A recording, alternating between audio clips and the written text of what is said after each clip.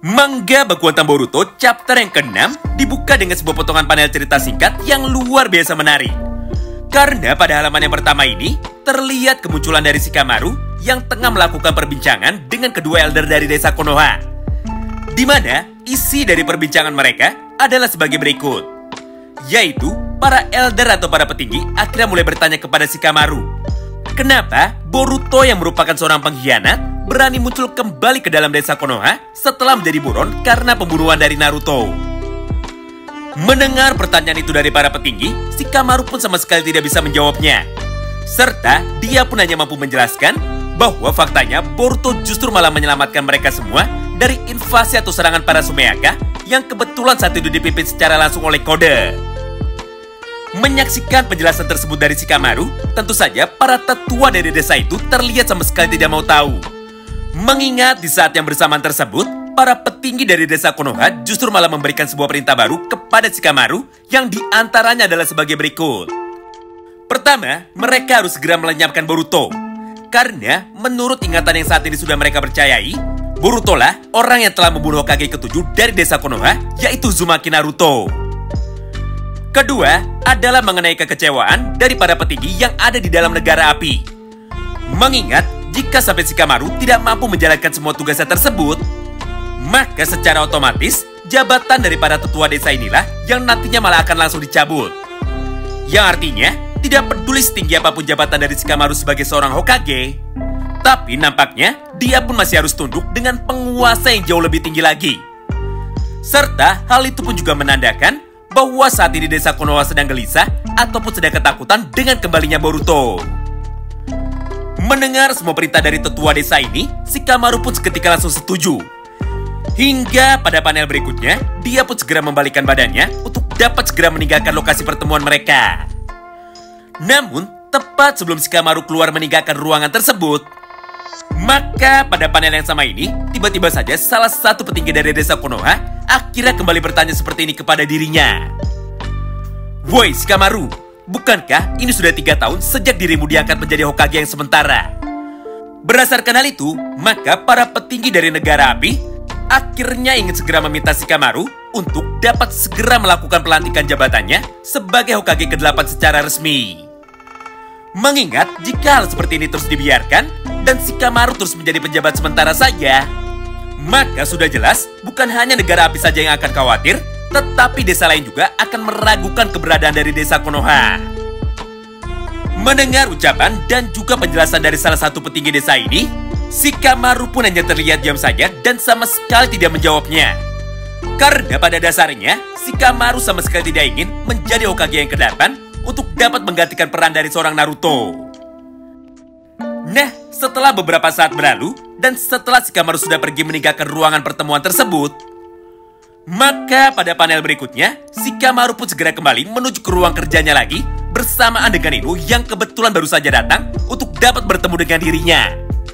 Di mana pada halaman ini, Ino pun datang dengan membawakan sebuah dokumen mengenai sebuah rekaman tentang sebuah misi rahasia yang berumur sangat tua sekali.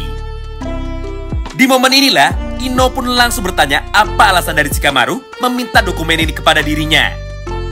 Tapi sayangnya, Shikamaru pun terlihat hanya berdiam diri saja dan sama sekali tidak mau menjawabnya.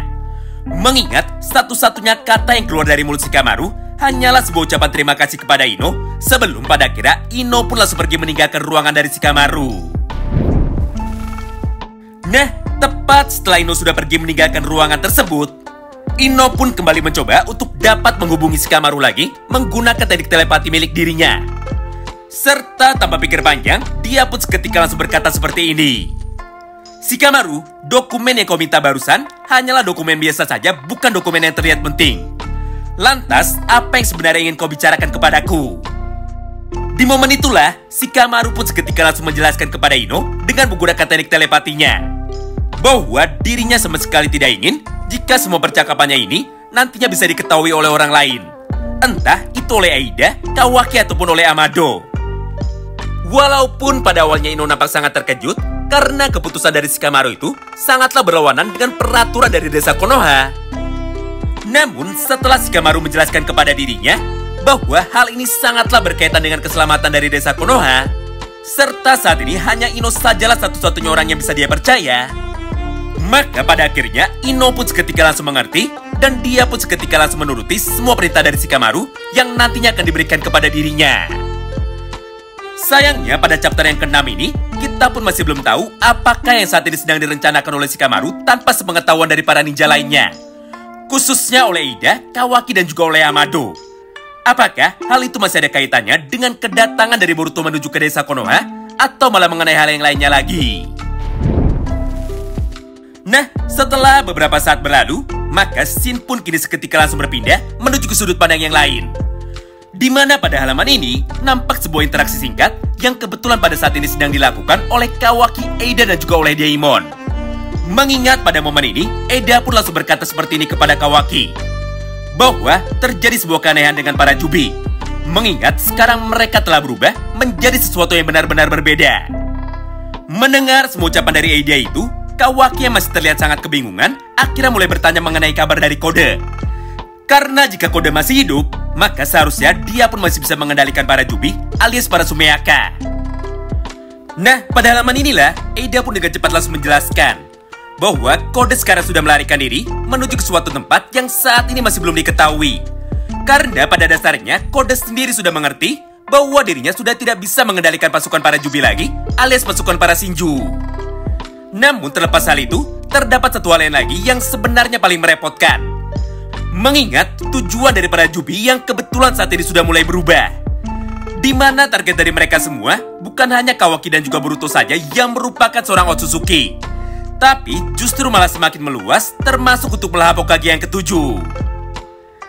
Mendengar penjelasan dari Eida barusan, Kawaki pun seketika langsung menyimpulkan bahwa meskipun target dari para Shinju sudah berubah, yaitu untuk menyerang dan mengalahkan Hokage yang ke-7, namun selama Kawaki masih menyembunyikan Naruto di dalam dimensi Daikokuten, maka sampai kapanpun Naruto tidak akan pernah bisa ditangkap. Tapi sayangnya, belum sempat Kawaki menyelesaikan semua kalimatnya di atas, maka pada kesempatan yang sama itu, Daimon yang sejak tadi hanya diam saja akhirnya seketika langsung memotongnya sambil berkata seperti ini kepada Kawaki. Dengar, bayangkan jika para Shinju datang menuju ke tempat ini dan mulai mencari keberadaan dari Naruto. Karena jika begitu, maka secara otomatis, maka semua orang akan mulai menjadi ragu atas semua ingatannya. Mengingat, jika Naruto saat ini masih hidup, maka Boruto pun pasti akan bisa bebas. Shin pun kini kembali berpindah menuju kepada sudut pandang yang lain, yaitu sudut pandang dari Sumire, Boruto, dan juga Sarada. Maka di momen yang sama ini, Boruto pun tanpa pikir panjang, akhirnya mulai menceritakan mengenai semua tragedi yang sebelumnya sudah terjadi kepadanya selama 3 tahun kebelakang dengan cara berkata seperti ini kepada mereka berdua. Pertama, yang dibicarakan oleh Boruto menuju kepada Sarada dan juga Sumire adalah mengenai kabar dari Sasuke, yaitu paman Sasuke atau Master Sasuke ternyata sangat percaya kepada Boruto. Walaupun kenyataannya, Sasuke sendiri masih sedikit meragukan semua ingatannya tersebut. Bahkan di dalam pertempurannya melawan Kode, Sasuke pun tanpa sedikit pun keraguan berani mengorbankan nyawanya sendiri hingga terkurung di dalam pohon Shinju hanya demi bisa menyelamatkan Boruto, supaya Boruto bisa terus tetap hidup dan melanjutkan semua misinya serta dapat melindungi Sarada dari serangan para musuh baru yang nantinya akan datang lagi. Kedua, selain menceritakan mengenai perjalanannya selama 3 tahun kebelakang dan juga menceritakan tentang nasib dari Sasuke, ternyata di momen yang sama ini, Boruto pun juga sempat memberitahu kepada Sumire dan juga Sarada mengenai beberapa informasi baru yang saat ini hanya bisa diketahui oleh Boruto, Kode, dan juga Ida saja. Di antaranya adalah bangkitnya para Shinju baru yang memiliki egonya masing-masing atau kesadarannya masing-masing. Nah, setelah menceritakan semua hal di atas kepada Sarada dan juga kepada Sumire, maka pada panel berikutnya, tiba-tiba saja dari arah yang berlawanan, muncullah salah satu sahabat dari Boruto, yaitu Mitsuki. Di mana pada saat ini, ingatan dari Mitsuki sendiri sudah tergantikan menjadi sebuah ingatan baru, bahwa Boruto adalah orang yang membunuh Hokage ke-7. Sehingga Mitsuki pun berniat untuk dapat membalaskan dendam dari kematian Naruto dengan cara menangkap atau membunuh Boruto di tempat. Hal itulah yang membuat Mitsuki datang dengan mode tempurnya, yaitu Mitsuki Sage mode sempurna. Tidak hanya itu, karena pada halaman yang sama ini, Mitsuki pun dengan penuh amarah akhirnya langsung berkata seperti ini kepada Boruto. Hah, setelah sekian lama aku menunggu, akhirnya kau datang juga, Boruto. Baiklah, saat ini aku tidak akan membuang-buang waktuku lagi dan aku pun akan mengalahkanmu. Melihat kedatangan dari Mitsuki itu, Boruto pun seketika langsung bersiap.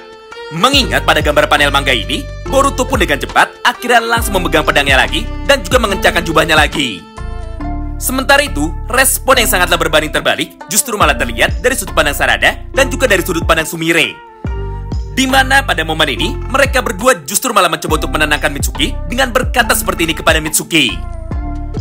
Dengar Mitsuki, hentikan pertarungan tidak penting ini dan dengarkanlah penjelasan dari kami lebih dulu.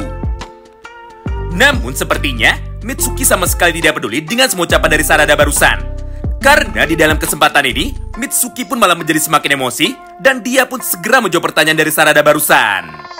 Hah? Aku tidak tahu apa yang telah dikatakan oleh Boruto menuju kepada kalian berdua.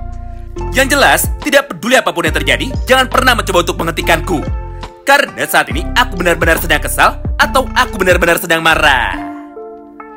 Tentu saja bagi kalian yang penasaran dengan bocoran versi panjangnya, maka nantikan terus ya pembahasan versi panjangnya pada beberapa jam lagi. Terima kasih banyak yang sudah simak video ini sampai habis dan salam baku hantam.